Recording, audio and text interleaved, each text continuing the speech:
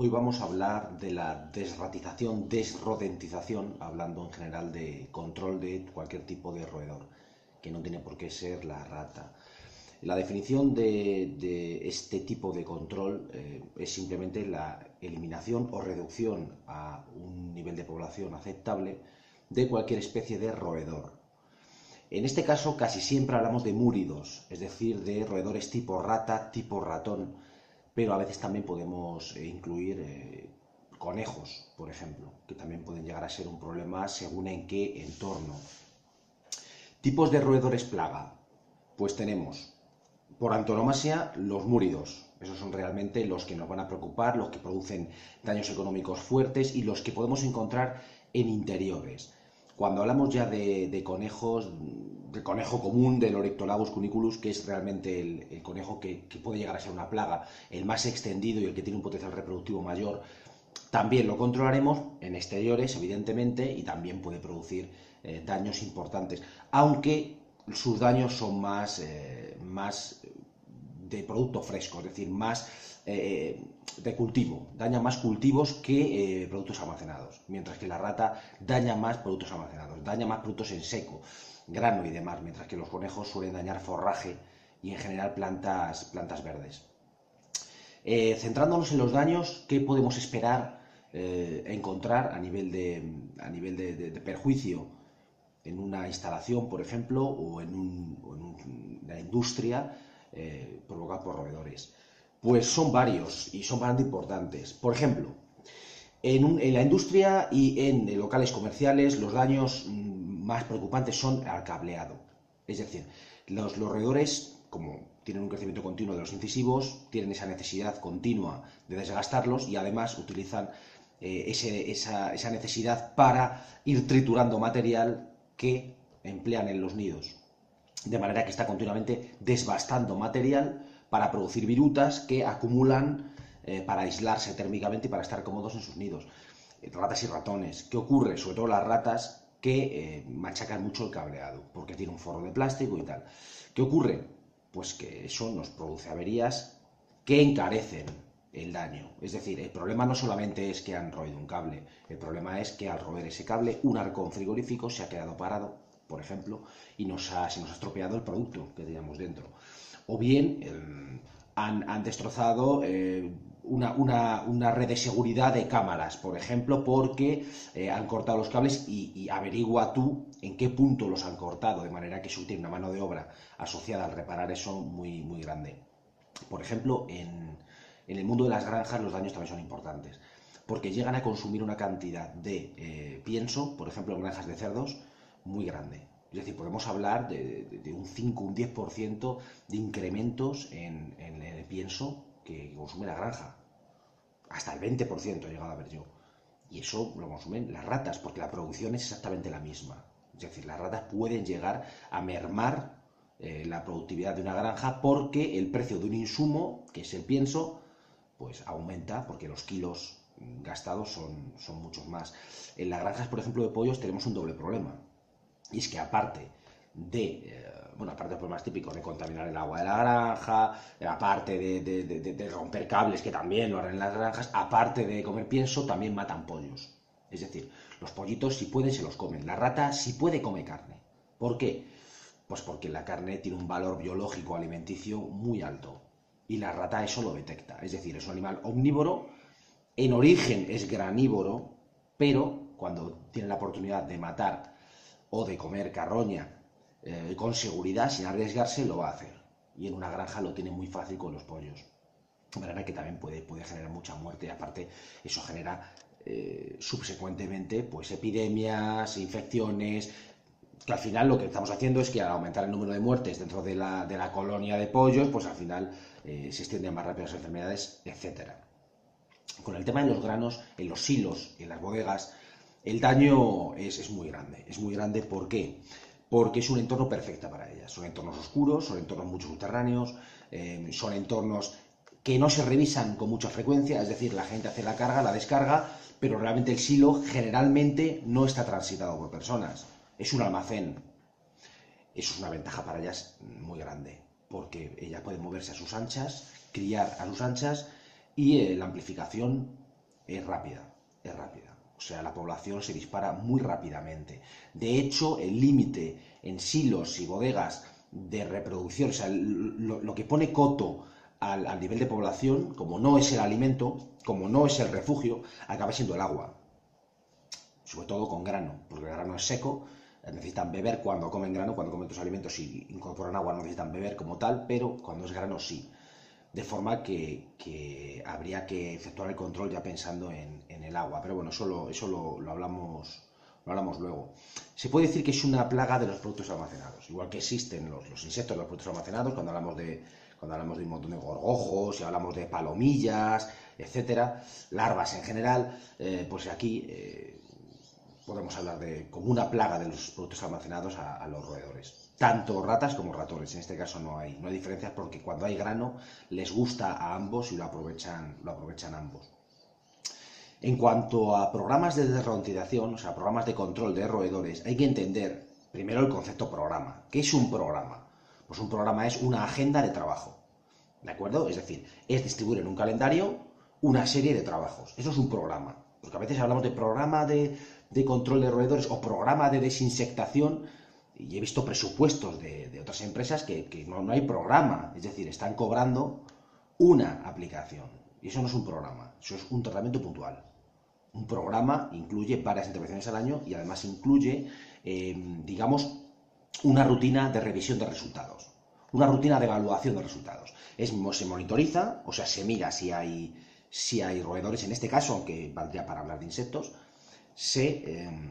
después de monitorizar se ubica la plaga, se decide qué es lo que se hace y se hace. Pero está claro que tiene que haber monitorización, evaluación, actuación. Y según sea la evaluación, pues cambiaremos la actuación. O sea, a lo mejor tenemos que cambiar de rodenticida, o tenemos que cambiar la estación de rodenticida, los portacebos de sitio, o tenemos que meternos con derratización ecológica, o tenemos que hacer un control mecánico, o tenemos que... Quiero decir, puede haber muchas correcciones. Un programa está siempre sujeto a correcciones. Y sobre todo hay que tener en la cabeza que requiere varias visitas al cabo del año y una revisión. ¿Cuántas visitas son adecuadas en un programa de rodentización? Pues evidentemente muchas. Muchas. ¿Por qué? Porque cuando ponemos rodenticida, que ya lo hablaremos después en el apartado de rodentización por ingestión, pero cuando ponemos rodenticidas en el ambiente no solo se lo comen las ratas o los ratones, es decir, se lo comen las hormigas, se lo comen los caracoles, se lo comen las babosas, se lo comen algunos dermápteros, hay un montón de animales que se lo comen. Es decir, el control de roedores requiere revisiones frecuentes porque el cebo muchas veces no dura, sobre todo si está en intemperie, sobre todo si estamos en climas húmedos, especialmente si estamos en climas húmedos. Realmente el cebo no aguanta, hay que visitarlo mensualmente o bimensualmente. Lo que no puede ser, lo que no es serio, es que una empresa oferte un programa de control de roedores semestral. No es un programa de control de roedores, es cumplir con la ley, es cubrir el expediente. Es una manera soterrada de comprar un certificado de tratamiento, porque eso no es efectivo. Supongamos que hay consumo. Vamos a tardar 6 meses en darnos cuenta de que hay consumo. ¿Y cuándo ha habido consumo? ¿Al día siguiente de que pasáramos o 5 meses después de que pasáramos? ¿Cómo podemos conocer eso? Máxime cuando hay sitios como por ejemplo la industria alimentaria en que solo se permite el uso de precebos o placebos, es decir, bloques con el aspecto del rodenticida pero que no tienen materia activa. ¿Por qué? Porque solo se incorpora rodenticida cuando se ha detectado plaga. Estamos hablando en exteriores, ya en interiores ni siquiera cuando se detecte plaga, hay que irse a desrodentización mecánica, pero cuando hablamos de industria alimentaria, por ejemplo, usamos mucho precebo. Evidentemente tenemos que actuar pronto, lo cual implica que tenemos que revisar el consumo cada poco tiempo. Hay que bajar el intervalo de reacción. Es muy importante ese concepto, intervalo de reacción. El intervalo de reacción con una desrodentización trimestral es bajo. Es un intervalo poco aceptable. Es un intervalo que puede ser suficiente en algunos casos. Pero ya semestral es imposible. Y lo ideal es bimensual o mensual. Sobre todo si están exteriores y ya totalmente cuando están exteriores húmedos y cuando están en exteriores rurales. Por ejemplo, a ver si entendemos lo que es rural. Rural no me refiero a que sea el campo y un bosque al lado. Rural puede ser un polígono industrial, una nave que esté en el borde del polígono, que linde con un descampado. No hace falta que sea un cultivo. Eso es rural. Ahí tenemos que controlarlo mensualmente. ¿Por qué? O bimensualmente. ¿Por qué? Porque hay conejos, por ejemplo. Porque hay hormigas. Porque hay un montón de fauna que va a aprovechar esas estaciones. ¿De acuerdo? De muchas maneras. Van a aprovechar las arañas para poner telas, para hacer nidos y para utilizarlo como lugar de captura de insectos y otros artrópodos. Lo van a utilizar los conejos para refugiarse. Si se acaba el rodenticida, las propias ratas pueden utilizarlo como refugio o incluso para parir. O sea, me he encontrado portacebos con camadas de ratas dentro porque se ha acabado el rodenticida y bueno, es una cosa oscura, tiene 2 agujeros, funciona como una madriguera y a veces se queda semienterrado porque a veces lo ponemos por el perímetro y le cae encima maleza, le cae encima tierra, no se limpia mucho cuando se revisa y está semienterrado, lo cual ya es perfecto porque lo utilizan como madriguera, de manera que hay que darnos con este concepto. Programa es igual a rutina de revisión, agenda de trabajo frecuente en la cual se revisa, ¿de acuerdo? Se evalúa y se corrige. Revisión, evaluación, corrección. Y el intervalo entre la revisión y la corrección no puede ser muy grande, porque entonces no conseguimos nada, no conseguimos ningún objetivo y de luego no podemos denominarlo un programa. Después de hablar de los programas de desrodentización, es importante tocar el concepto de exclusión mecánica. ¿Qué es una exclusión mecánica? Pues es una forma de excluir, o sea, sacar de un espacio, evitar que entre en un espacio un roedor, una plaga, en este caso un roedor, de una forma mecánica, es decir, aislando grietas, agujeros, accesos, patinillos, tuberías, lo que sea. La exclusión mecánica es fundamental en control de roedores. También lo es en insectos, pero en roedores es más importante aún, primero porque es más viable, porque son más grandes los roedores que los insectos, de manera que es más fácil conseguir excluirlos de un espacio, y porque además los roedores son muy dados a criar en lugares diferentes de aquel en el que comen. Es decir, tienden a buscar lugares discretos, tranquilos, con bajo tránsito de seres humanos y menos ruidos para lo que es la reproducción, de forma que es muy importante cortar los canales de comunicación, cortar los corredores que ellos transitan entre el lugar donde duermen y crían y el lugar donde comen. De forma que es esencial. La exclusión la utilizamos para varias cosas. Primero, para aislar a los roedores del alimento. 1. Aislar a los roedores de los lugares de descanso. 2. Aislar a los roedores de los lugares donde pueden producir grandes daños. 3. Por ejemplo, lugares con mucho cableado. De manera que es importantísimo. ¿Cómo hacemos la exclusión con roedores? Pues depende del tipo de roedor. En general lo podemos hacer con elementos de albañilería, es la manera más sencilla, ¿no?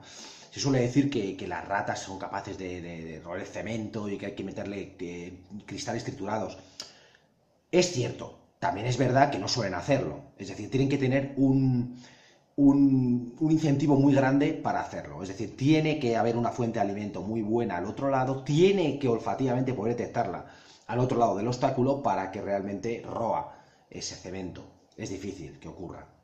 Pero bueno, de luego mal no viene el cargar la masa con cristales triturados porque nos va a garantizar que es indestructible por una rata.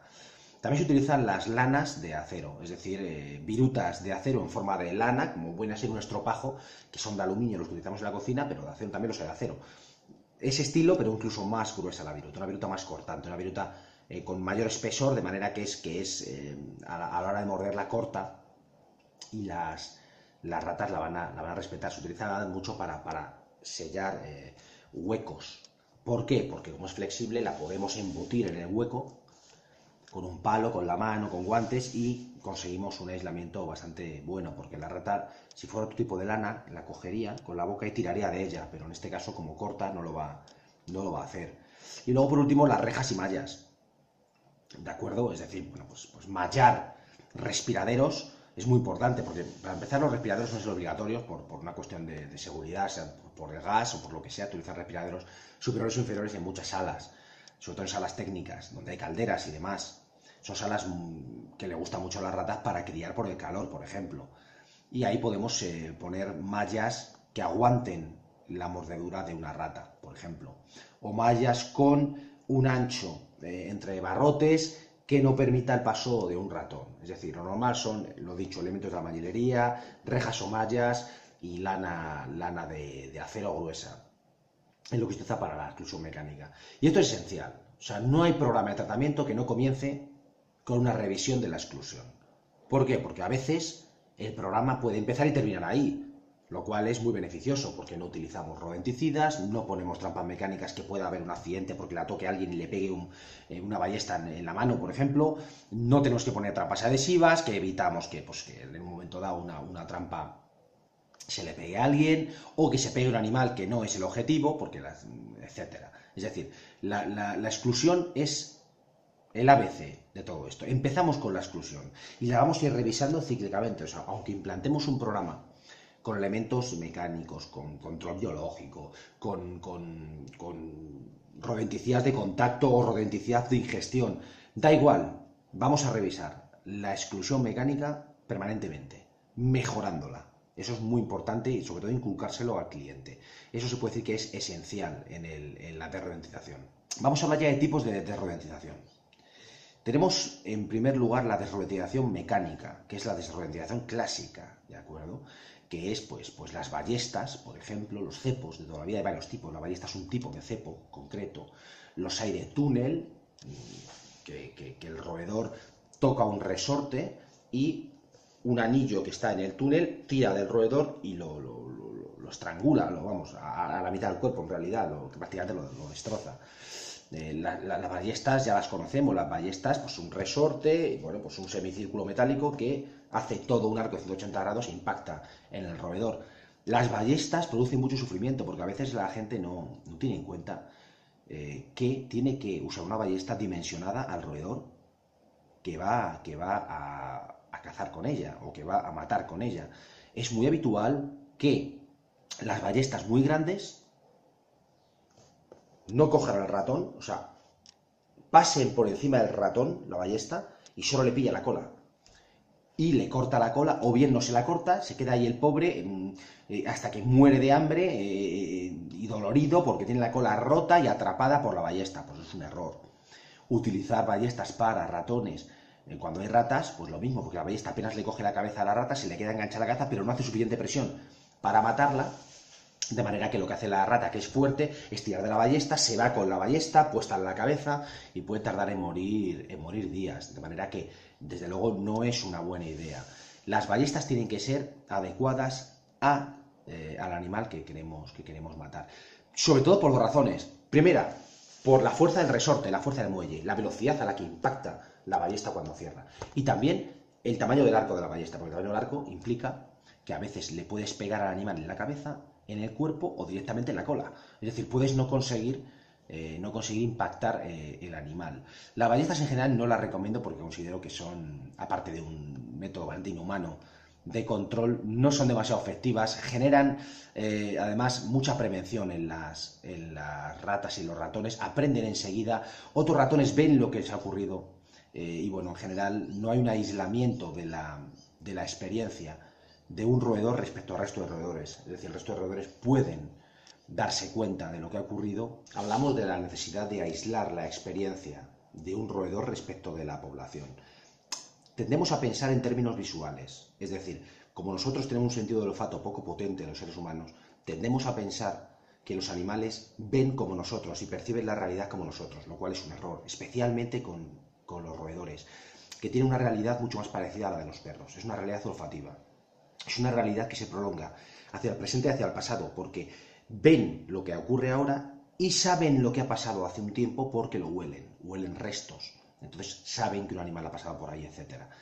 ¿Qué ocurre? Pues que, por ejemplo, cuando un cepo, una ballesta, le pega a un ratón o a una rata, lo primero que hace esa rata, aparte de orinarse encima, cagarse, secretar adrenalina, se huele y la adrenalina a nivel dérmico, ¿de acuerdo?, aparece. Todo eso, todos son rastros olfativos que otros roedores van a detectar y no se van a acercar a ese cepo.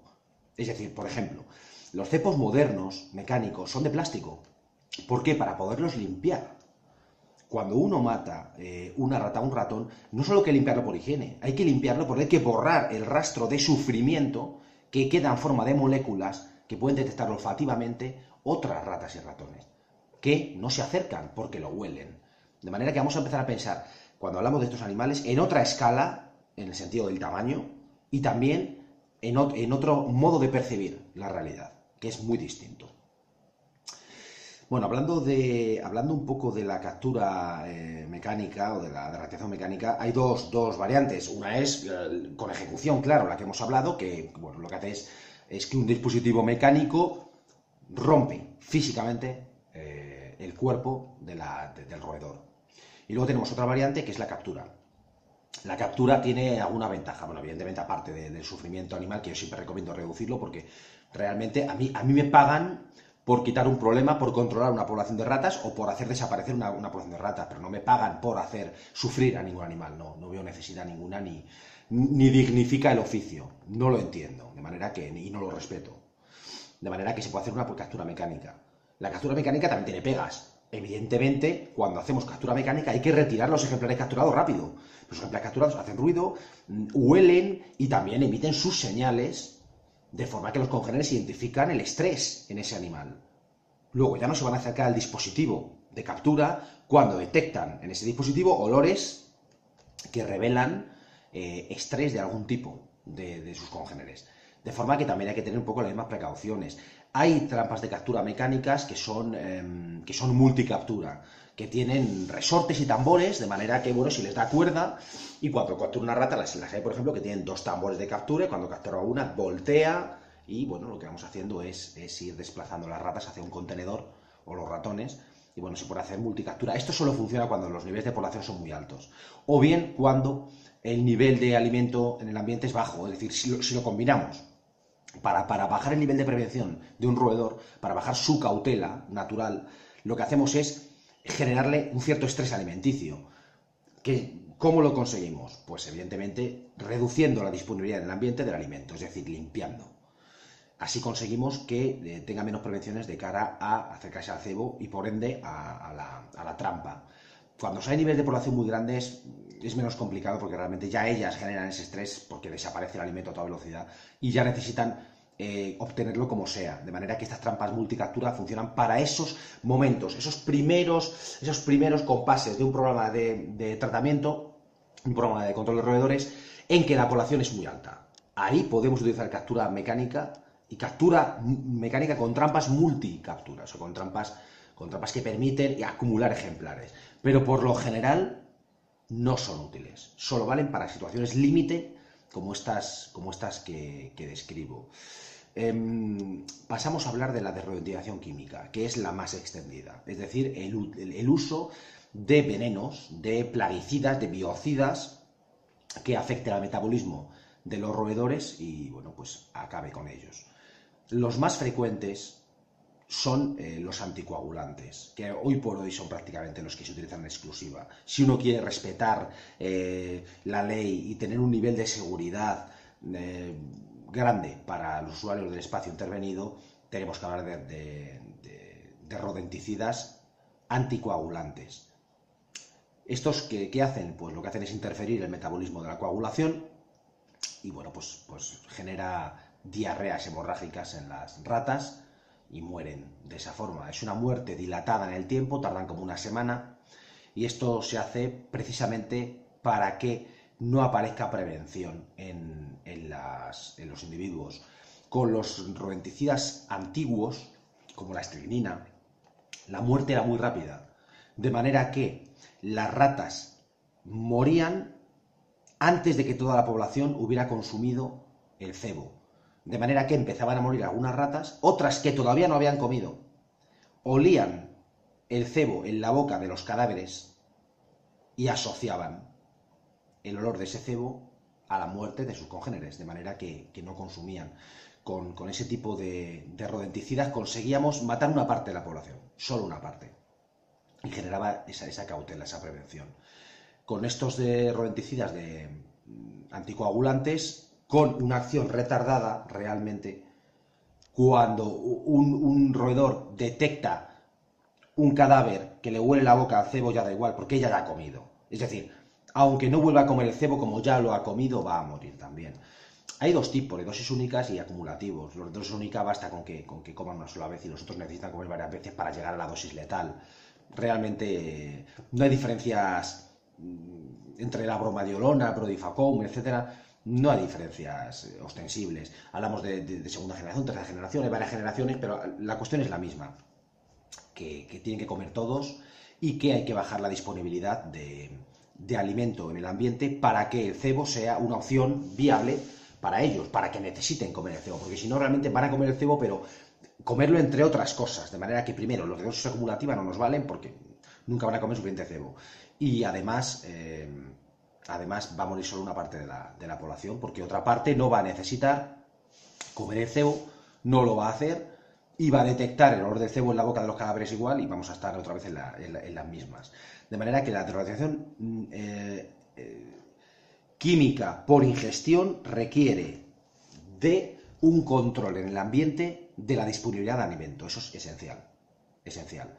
Es imposible reducir totalmente la disponibilidad, por ejemplo en un silo es imposible, en entornos de granjas es imposible, pero se puede reducir bastante. Es decir, tomando unas cuantas medidas de exclusión mecánica. Con respecto a la desrodentización mecánica, hay un tipo muy extendido últimamente, que es el que más se utiliza dentro de este grupo de medidas, que es las trampas adhesivas, en diversos formatos. ¿Cómo es una trampa adhesiva? Bueno, pues el tipo más sencillo es muy parecido a las que se utilizan para monitorizar artrópodos rectantes, o incluso voladores, que es un cartón con una lámina adhesiva. Si hablamos de un roedor de pequeño tamaño, o sea, una cría de rata o un ratón, se puede quedar pegado en ese tipo de trampas. De hecho, en las trampas de artrópodos a menudo aparecen pegados tanto lacértidos, o sea, lagartijas, como gecónidos, o sea, salamanquesas, como ratones, lo cual es una pena porque no son sus objetivos, desde luego, y particularmente en el caso de las lagartijas y las salamanquesas, encima estamos disminuyendo la intensidad del control biológico presente en la zona, porque son depredadores de insectos, de manera que es un error. Luego hay un tipo, digamos, más grande, un tipo más grande destinado para roedores específicamente, que, bueno, también las hay de cartón grandes, con una lámina de pegamento más espesa, y además las hay que son en forma de bandeja de plástico, una bandeja de plástico en el cual se vierte el pegamento caliente y el pegamento caliente se queda, cuaja, se enfría, y ya te la dan fría, pero se ve claramente que es una bandejita que contiene un pegamento que fue líquido, ¿no? Esas tienen un poder adhesivo muy, muy grande. O sea, pueden realmente adherir una rata y no despegarse de ella. Si no planificamos bien dónde ubicamos la trampa, la rata se la va a llevar puesta, lo cual es un problema. Ahora hablamos de eso. En cualquier caso, las hay de varias dimensiones, incluso se pueden hacer de una manera casera. De hecho, en granjas es muy habitual cortar trozos de cartón de 1 metro cuadrado y brochear el pegamento para control de ratones, por ejemplo, porque ya hablamos de aplicaciones en que nos hace falta una intensidad de captura muy grande. Yo en general no estoy a favor de las trampas adhesivas para roedores. ¿Por qué? Por muchas razones. La primera, porque el grado de sufrimiento para el animal es brutal. Es decir, este animal puede tirarse días muriendo allí, al final muere de sed, muere de hambre, acaba pues revolcándose en el pegamento, cada vez que tira más se pega, tiene que ser, no sé, lo veo excesivo, injustificable hoy por hoy. La otra razón, se quedan pegados a otros animales, y esto sí que ocurre sistemáticamente. Esto no es un defecto colateral que pase de vez en cuando, no, es sistemático. O sea, la cantidad de lagartijas que yo he tenido que despegar de trampas y la cantidad de salamanquesas que he despegado de trampas es brutal. Es brutal. Incluso pájaros, ¿de acuerdo? Se quedan hasta pájaros pegados. De manera que no es justificable ambientalmente. Aparte, casi todos los otros animales que se quedan pegados generalmente son animales beneficiosos. Es decir, de vez en cuando se queda pegado una cucaracha. Pero lo más habitual es que se quede pegado una lagartija, una salamanquesa, un pájaro. Todo depredadores de insectos. Todos son depredadores. de manera que estamos fastidiando bastante la capacidad de control de plagas natural integrada al entorno. De manera que es otra buena razón para no utilizarlas. También, otro de las pegas que tiene es que tiene cierta peligrosidad para la gente. Una trampa adhesiva para artrópodos se te queda pegada y tiras de ella y, bueno, perderás pelo donde se te ha pegado. Pero una trampa ya de este tipo, con mucho pegamento, con mucha viscosidad, etcétera, puede ser un problema quitártela. O sea, como se te pegue en una mano, como se te peguen, sobre todo un niño, pienso en niños sobre todo. Como un niño se le pega en la cara, en la mano, ya puedes ir al médico que se la quite. Pero van a tener que utilizar disolventes industriales, van a tener que desprenderla con cuchilla, bueno, tiene cierta gravedad. De hecho, conocí un caso de una persona que se le pegó, un niño se le pegó en la cara, le cogió un párpado y tela. Y vamos, que acabó en el cirujano, el niño. Es decir, cuidado con esas trampas, que parecen muy inofensivas, que pegan, no, es que pegan mucho. Las de roedores pegan mucho, las de rata pegan una barbaridad. Pegan muchísimo. De manera que hay que tener cuidado. ¿Yo dónde defiendo su uso? En la industria alimentaria, o sea, en factorías de elaboración, de fabricación de alimentos en el interior. Y además con carcasa. Es decir, metidas en un porta cebos, que no, en este caso no porta un cebo, porta una placa adhesiva, pero realmente en una carcasa con orificios para que pasen los roedores o las cucarachas. Así evitamos el posamiento de pájaros. Es decir, que vaya siempre cubierto, bajo techo. Y aparte, evitamos que se le peguen harinas, moliendas, porque en la industria alimentaria hay mucho residuo y, lógicamente, si no la tenemos techada, el poder adhesivo se pierde enseguida porque se le pega una película de suciedad por encima y la rata ya puede pasar por encima y no quedarse pegada. La defiendo ahí. ¿Por qué? Porque es un tipo de industria en el cual no podemos utilizar biocidas interiormente, por un lado. Por otro, es un tipo de industria en que la higiene se cuida mucho, de manera que tiene sentido no introducir cebos por una cuestión higiénica, ya no solo por una cuestión de peligrosidad, de que podamos acabar con biocida o plaguicida en el producto terminado, no, sino simplemente por higiene. Y también porque la exclusión se vigila muchísimo. La industria alimentaria tiene auténticos programas de control de plagas. Programas propiamente dichos, con revisiones mensuales, con una monitorización muy inteligentemente implantada por lo general, todo se hace con planos. Realmente es el subsector más profesionalizado del ramo, del gremio, digamos, del oficio, si lo queremos llamar así. En la industria alimentaria se implantan los mejores programas de control. De manera que tiene sentido utilizarlo. ¿Por qué? Porque al estar la exclusión muy conseguida, pocas veces capturaremos, es de una forma excepcional. Es decir, no vamos a producir un sufrimiento frecuente. Pero, por ejemplo, en entornos rurales utilizar esto es una barbaridad. Pues se van a quedar pegados con todo tipo de bichos y además de forma constante. De manera que yo la eliminaría para la gran mayoría de aplicaciones en que se suele recomendar. No las considero en absoluto una opción viable. Hablando de la desrodentización por ingestión y sobre todo de la exclusión, de cómo con la exclusión favorecemos que coman el cebo, hay que citar también que por exclusión se puede limitar el acceso a otro factor de crecimiento de la población, que es el agua. Es decir, no solo la ingestión tiene que ser sólida, puede ser líquida. Los anticoagulantes existen en formato líquido para incorporarlos a estaciones rodenticidas con bebederos. De manera que en entornos, por ejemplo, si los de grano, en que la disponibilidad de agua sea muy baja, la de alimentos sea muy alta y no haya manera de mejorar la exclusión para aislar a las ratas del grano, evidentemente no queda otra que funcionar con el único factor que le falta a la rata, que es el agua. De manera que incorporamos el rodenticida al agua. Lo hacemos sobre todo en silos. ¿Por qué? Porque los silos y en general los almacenes alimentarios, realmente las ratas, una vez que están dentro, la exclusión solo sirve para evitar que vuelvan a entrar desde fuera. Pero una vez que están dentro, y teniendo en cuenta que son poblaciones grandes, es decir, genéticamente viables, y que van a seguir ahí, a no ser que acabemos con ellas, no necesitan de incorporaciones exteriores para sobrevivir.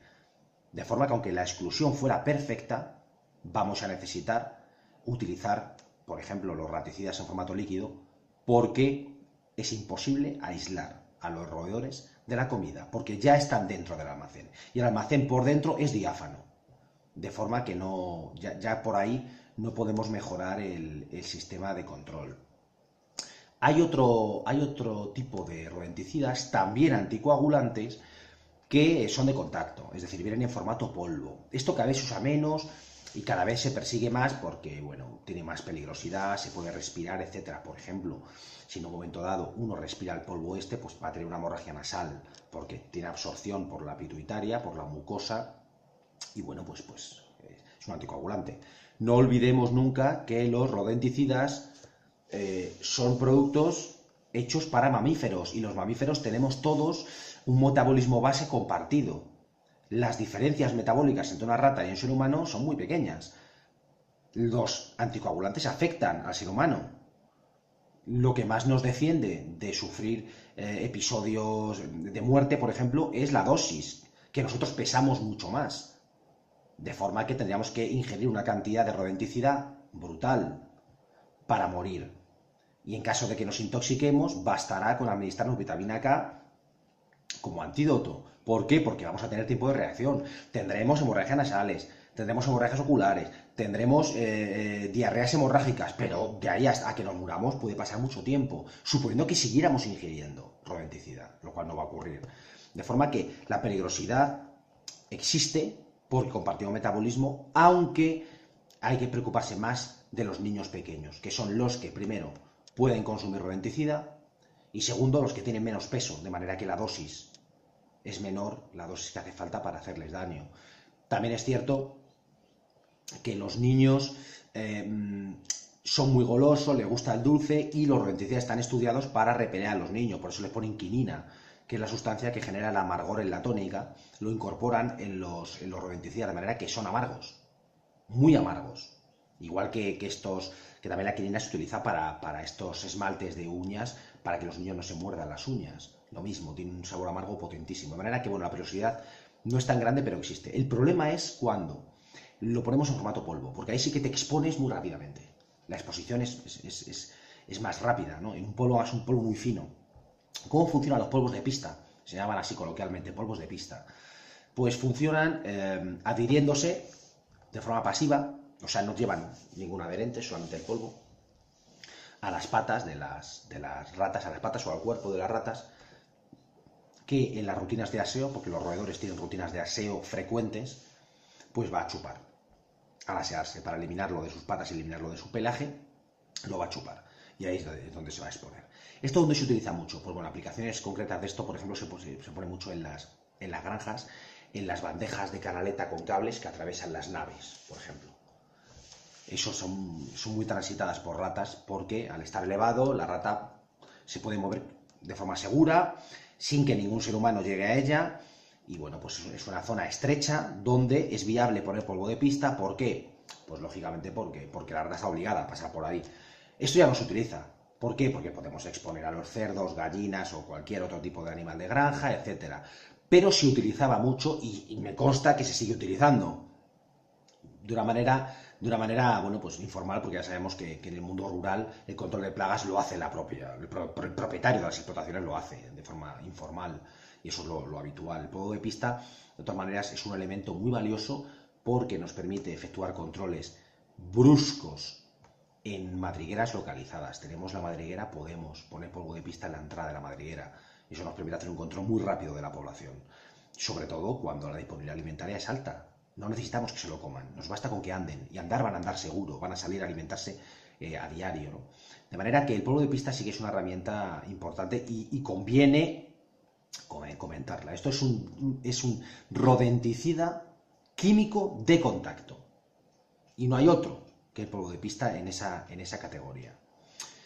Pasamos a hablar de la desrodentización, digamos, ecológica, es decir, es una desrodentización mecánica, en cierto modo, pero que no utiliza ningún tipo de producto químico, es decir, y lo hace sin ejecución. Una trampa de captura es la desrodentización ecológica, o sea, lo que hemos hablado antes de trampas multicaptura en que los roedores se quedan en un cesto, es desrodentización ecológica. Pero hay un tipo que se llama propiamente ecológica, que es aquel en el que no se produce aviso ni aprendizaje en la población de roedores. Por eso funciona de forma indefinida. Se puede considerar ecológica porque no hay que utilizarla solo para episodios de alta infestación, sino que se puede utilizar de forma indefinida. ¿Por qué? Porque el mecanismo está diseñado para que la rata, una vez capturada, muere de una manera relativamente rápida y además queda inmersa, o sea, sumergida en un líquido que disimula su olor, de forma que los cadáveres no se detectan por parte del resto de roedores. Punto 1. Punto 2. El roedor no sufre de ningún tipo de estrés hasta que cae por la trampilla. De manera que en el momento que cae, ya queda en el líquido. De manera que no quedan rastros olfativos del estrés. Las ratas no pueden saber lo que le ha ocurrido a otra rata. Ejecución rápida y ausencia de rastros olfativos. Y 3, lo que la hace ecológica es que los cebos que tiene no son cebos como tales, es alimento. Se utilizan varios tipos, los hay con piñones, grasa de cerdo, grano en general, con algo de producto animal, sobre todo si son ratas. Cuando aumentamos la proteína, solemos atraer ratas más que ratones, que los ratones son más dados al grano y a los productos azucarados, pero bueno, comerá carne si no tiene otra cosa. La cuestión es que es una máquina que tiene una célula fotoeléctrica y bueno, pues la rata acude, sube. La máquina está hecha de manera que cae por gravedad la rata.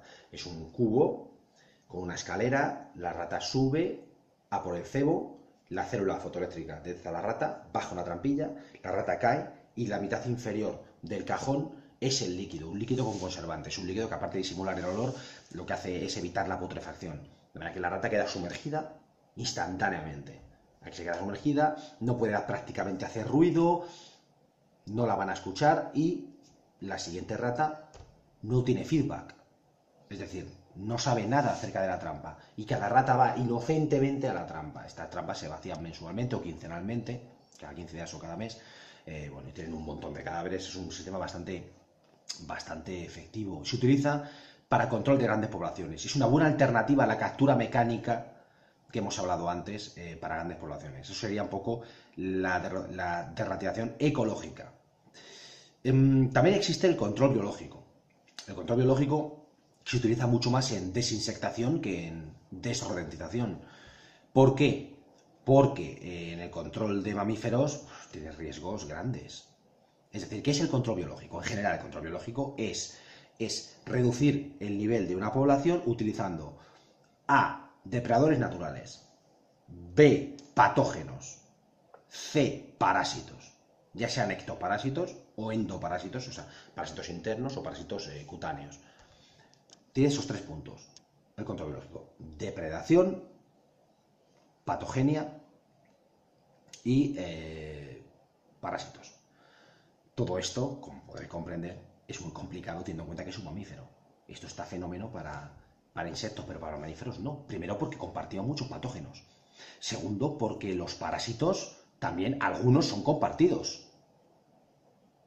Los depredadores no, porque por tamaño, evidentemente, un depredador de una rata no depreda a un ser humano. Pero puede generar problemas, porque un depredador de un pequeño mamífero es un depredador para otros muchos pequeños mamíferos. Y para pequeños reptiles también, y para pequeñas aves también, y para gastelópodos, y para artrópodos, y para muchas cosas. Es decir, la depredación en esta escala, digamos ya de vertebrados, es más inespecífica que la que ocurre entre insectos. Entre insectos hay depredación muy específica. Y parásitos específicos, que esta especie solo depreda a esta otra especie. O sea, el control biológico en insectos permite controlar una especie de forma absolutamente específica e individual. Mientras que con los roedores vamos a alterar el ecosistema. Seguro. ¿Esto se puede utilizar? Sí. Pero vamos a ver en qué situaciones y cómo. Patógenos y parásitos, no. Eso no se utiliza. Aparte, luego no podemos controlar bien la extensión del patógeno. Por ejemplo, cuando se utiliza un patógeno, la misomatosis, para el control del Ornitholagus cuniculus, del conejo, en Australia, pues las consecuencias las estamos todavía sufriendo en todo el mundo. En todo el planeta hay misomatosis. Hay más focos más grandes, más pequeños, pero sigue habiéndola. Y ha generado una disminución de las poblaciones de conejo silvestre que ahora se están recuperando, pero han sido brutales. Y aquí, por ejemplo, ha sido la causa de que casi nos quedemos sin linces. O sea, para que veamos hasta qué punto puede ser delicado introducir un patógeno, sobre todo en especies tan cosmopolitas como pueden ser las ratas o como pueden ser los conejos. O sea, parásitos y patógenos pertenecen al pasado, no lo vamos a utilizar. Utilizaremos en todo caso depredadores. ¿Qué depredadores tenemos para ratas y ratones? El más clásico, los perros. Se utiliza en el mundo rural mucho, es relativamente efectivo, con nivel de población grande, hay que especificarlo, es barato, y bueno, realmente los perros ya los tiene la gente. De hecho, hay razas específicas. En España tenemos el ratonero bodeguero andaluz, que es una raza específica para esto, y es muy efectivo. Y de hecho, bueno, pues en el siglo XIX, por ejemplo, en el mundo anglosajón, en el Reino Unido, se hacían el rat baiting, que se llamaba, que eran, bueno, pues competiciones de pequeños terriers, de perros de tipo terrier, pequeñitos, que a ver cuántas ratas mataban en un tiempo determinado. Es decir, se ha utilizado toda la vida y es bastante efectivo con nivel de población altos. Se utilizan también gatos. Los gatos solamente valen para los ratones y solamente si se restringe el alimento. El gato es comodón, no tiene el afán predatorio que tiene el perro. El perro, o sea, el gato es un gran depredador, pero al contrario que el perro, adapta su conducta a la disponibilidad de alimento. Y hay una gran variación entre gatos, mientras que el perro es un animal perseguidor, puro y duro, y va a matar ratas haya comido o no, en cualquier circunstancia, es más fiable en ese aspecto. Y aparte los gatos no suelen atacar a las ratas, atacan a los ratones, y las ratas solo son pequeñas y o si tienen mucho hambre. Un poco como el perro serían los hurones, es decir, los hurones tienen un afán predatorio totalmente infinito, es decir, habiendo presas, va a perseguirlas. También tiene la ventaja de que un hurón pues, puede transitar madrigueras, dentro de madrigueras por su forma, ¿no? Es un animal bajito, es un animal largo, es un animal de madriguera, de manera que se utiliza mucho también para la caza del conejo. Ahora ya ilegal con hurón, pero se ha utilizado históricamente mucho. El hurón tiene otros problemas por la conducta. No es tan doméstico como puede ser un perro o un gato. El hurón muerde, los hurones se escapan y también los hurones tienen una predación, como los gatos, muy indiscriminada. Solamente se puede dirigir la depredación de un perro, pero dirigir la depredación de un gato, de un hurón, es completamente imposible. Es decir, va a matar todo aquello que entre en el rango de tamaño que le interese, especialmente los hurones, porque son mucho más agresivos en ese aspecto que los gatos. Un poco en la línea de los hurones irían las mangostas. Es decir, son muy agresivas y matan todo lo que pueden en el rango de tamaños en el que son capaces de trabajar. Hablamos de las mangostas. La mangosta se ha utilizado, por ejemplo, para el control de roedores en islas del Pacífico. Por ejemplo, la mangosta más extendida es la Herpestes auropuntatus y es muy agresiva. Es un animal que además puede acabar con la población local de reptiles y bueno, realmente es una muy mala idea, también de pájaros. Es una muy mala idea introducir mangostas, igual que hurones, son animales, y aparte son animales encima muy viables, es decir, que los sueltas en muchos ecosistemas y se amplifican solos, o sea, no son animales cuya población puedas mantener bajo control, porque tú los introduces, se van a multiplicar y van a seguir colonizando el ecosistema. También se han utilizado los varanos, o sea, los grandes lagartos, de acuerdo, por ejemplo, el saurio monitor, que es el Varanus indicas, se ha utilizado también, y también en islas también, y en entornos insulares, y ha sido destructivo, porque los varanos además son especialistas en la ingesta de huevos de pájaro. De manera que sí que se comen rata, pero evidentemente más fácil coger un huevo, que no sale corriendo, una rata sí, es decir, los depredadores no hacen lo que uno quisiera, de manera que yo como depredadores en ese aspecto soy conservador y sigo recomendando los perros y los gatos, los pequeños perros tipo terrier y los gatos. Primero porque, sobre todo los perros, es decir, en el sentido de que los perros no tienen capacidad para empezar, de cazar aves, cosa que sí puede hacer un gato. Y los perros además se les puede enseñar a no perseguir cierto tipo de animales, mientras que a un gato va a perseguir aquello que se le antoje. De manera que no, recomiendo no salirnos de ahí. Es cierto que los gatos hacen un control constante. La gente que vive en zonas periféricas, en zonas rurales o en urbanizaciones, que tiene gato, no tiene problemas de roedores. Es verdad que el resto de vecinos que no tiene gato, pues sí los tiene. Puede haber roedores en su casa, pero problemas no va a tener nunca. Pero también es verdad que el gato, que es un animal en el fondo semisilvestre, eso produce una bajada en las poblaciones de aves cantoras, por ejemplo, de pequeñas aves muy grande.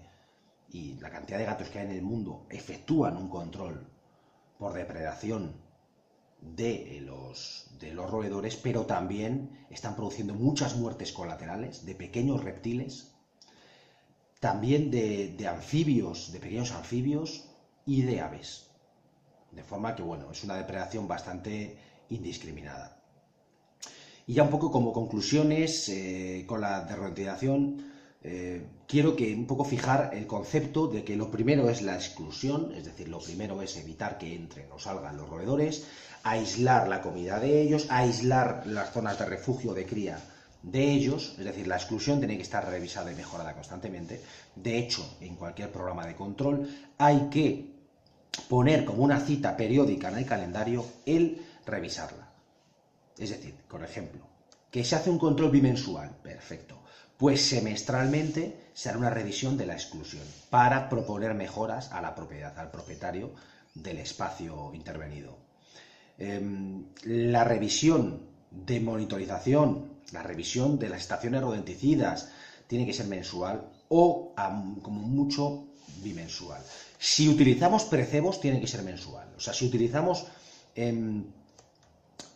cebo solo para detectar la mordedura, para detectar la presencia, pero no tiene materia activa, tiene que ser mensual o quincenal incluso. ¿Por qué? Lógicamente, porque el tipo de reacción, si nosotros detectamos que han mordido a los 2 meses de que han mordido, pues nos podemos imaginar que la población ha podido amplificarse mucho. Y encima, utilizar el precebo para alimentarse y para reproducirse, o sea, para amplificarse.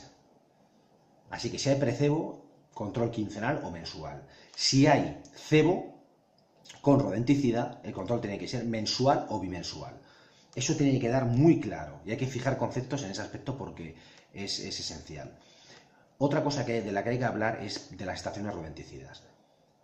El por qué hay que revisarlas con frecuencia no solo es por el cebo, no solo es porque el cebo se consuma, es porque el cebo se estropea. Los hongos se comen los bloques. Mira que los bloques parafinados es realmente grano extruido y teñido de rojo o de azul, que bueno, que se mete en parafina para que la humedad le afecte menos. También son un poquito menos atractivos que otro tipo de cebos para los roedores, también es verdad. Más parafina, menos atractivos. Más parafina para entornos más húmedos, para alcantarillado, por ejemplo. Y bueno, pues son cebos que se estropean. De manera que si vamos a un sitio a los 3 o 4 meses, nos vamos a encontrar habitualmente, si está a la intemperie y si le llega humedad al cebo, nos vamos a encontrar los bloques hinchados, bloques completamente hinchados y llenos de moho, llenos de hongos. También nos vamos a encontrar, he colgado fotos de esto en el Facebook de la empresa y en el Google Plus, fotos de estaciones rodenticidas llenas, por ejemplo, de telas de araña. Las arañas le vienen muy bien, porque es un espacio cerrado y oscuro, que le llama la atención a muchos artrópodos, o sea, se mete mucho en las cucarachas también, y bueno, pues la araña teje una red, como la estación rodenticida es cerrada, puede tejer red de pared a pared, de manera que puede saturarlo de tela, de forma que cuando entre cualquier insecto o artrópodo, va a capturarlo. Le facilita mucho la caza a las arañas y lo utilizan como trampa, como una trampa de caza, digamos. Vamos a introducir un último capítulo de conclusiones y resumen sobre desrodentización.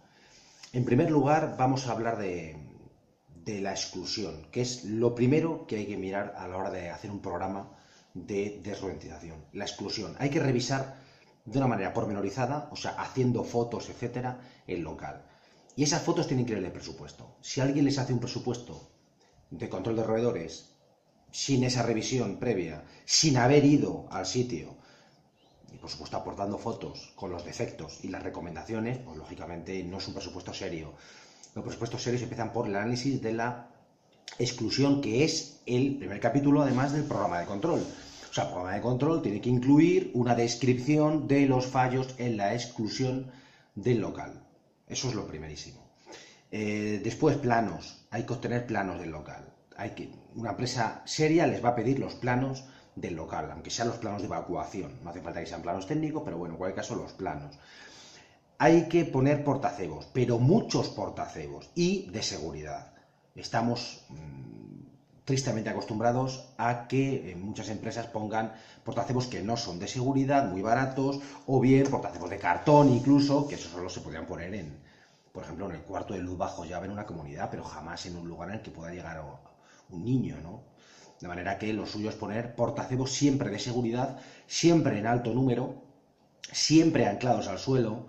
Esto es obligatorio en la industria alimentaria, es recomendable en la industria en general y es también recomendable en comunidades de propietarios, es decir, que los portacebos estén anclados por un cable de acero a un perno que esté fijo al suelo o a la pared más cercana, para que la gente no los mueva, la gente no se los lleve. Se los acaban llevando, los acaban rompiendo, pero bueno, desincentiva ese comportamiento, porque muchas veces el cebo se sale de los portacebos por los impactos. Por mucho que el cebo esté inmovilizado dentro del portacebos por una varilla metálica, por eso los bloques tienen un agujero para pincharse. En esas varillas da igual. Llega un momento en el que a base de golpes se acaba la gente sacándolo, de manera que es mejor anclarlo. Tiene que haber carteles en las paredes de dónde están los portacebos. Los portacebos no se pueden localizar solamente por el plano o porque nos sepamos dónde están. Los portacebos tienen que localizar de un vistazo. Cuando uno entra en un parking, enciende la linterna y tiene que poder ver de una sola vez los carteles en las paredes donde están situados los portacebos. Las estaciones siempre tienen que estar marcadas con un cartel en la pared. Ese cartel se compone del logotipo de la empresa, los datos de contacto de la empresa, el teléfono del Instituto Nacional de Toxicología para, por si hay una intoxicación, que la gente sepa dónde llamar, y por supuesto el número, la referencia del portacebos, porque esa referencia es la que vendrá reflejada en las hojas de monitorización, que son este cuadrante del que hemos hablado antes, donde va reflejado por fechas los resultados que hemos ido encontrando en cada una de las estaciones. La frecuencia de las revisiones, como hemos hablado antes, mensuales o bimensuales si utilizamos cebo. Si utilizamos precebo, evidentemente tienen que ser quincenales. Mensuales ya es una temeridad, porque bueno, ¿de qué nos vale saber que ha habido ratas allí hace un mes? Esas ratas han podido defecar en la materia prima con la que estamos, por ejemplo, fabricando alimentos.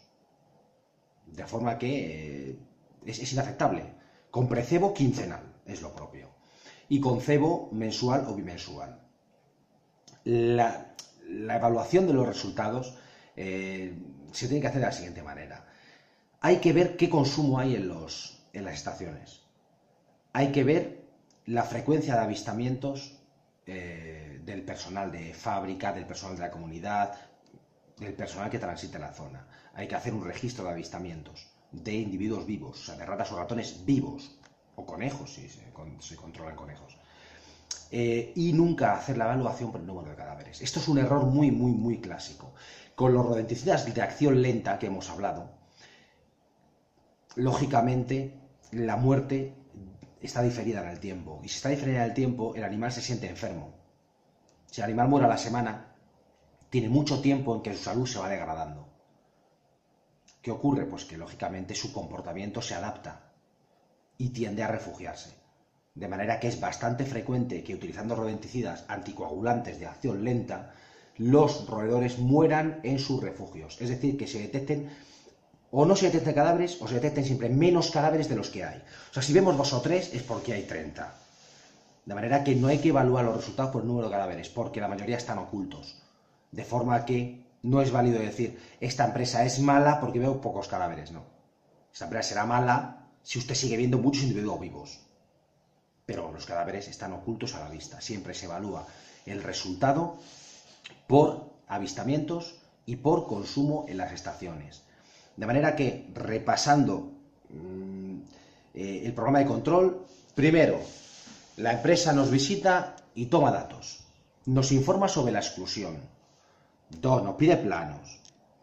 se ponen los portacebos, son siempre de seguridad, van anclados al suelo, siempre van con un cartel en la pared indicando su posición. Esta empresa nos proporciona hojas de monitorización, nos las da, ¿vale? Cada vez que viene, toma datos, los informatizan y a los pocos días por correo electrónico nos manda las hojas de monitorización con los resultados que tengamos. Y semestralmente nos hace, al menos semestralmente, una recomendación sobre mejora de la exclusión, que siempre es mejorable porque nunca es completa. La exclusión total es casi imposible, sería muy cara. ¿De acuerdo?